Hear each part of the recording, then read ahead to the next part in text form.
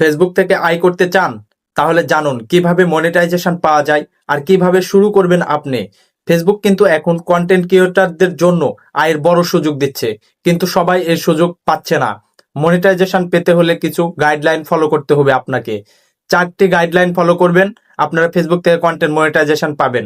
Number 1, regular video upload করতে হবে আপনাকে। দিনে অন্তত 3 থেকে 4টি ভিডিও আপলোড করবেন এবং সঠিক সময়ে ভিডিও আপলোড করবেন।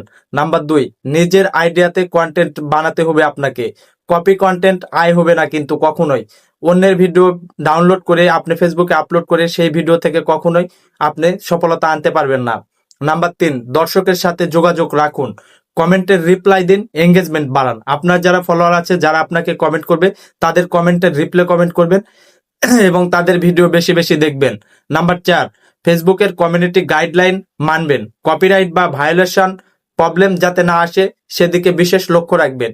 এই 4টি ধাপ যদি আপনি পেরিয়ে কাজ করে যেতে পারেন, তবে আপনি ফেসবুক প্ল্যাটফর্ম থেকে কন্টেন্ট মনিটাইজেশন পাবেন সোনার হরিণ এবং ফেসবুক থেকে ইনকাম করতে পারবেন।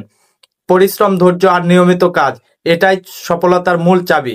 আজ থেকে শুরু করুন, একদিন ফেসবুক আপনাকে পুরস্কৃত করবে। এই 4টি নিয়ম মেনে বেশি বেশি ফেসবুকে কাজ করুন, অ্যাক্টিভিটিস থাকুন, আপনিও পাবেন ফেসবুক থেকে কন্টেন্ট মনিটাইজেশন।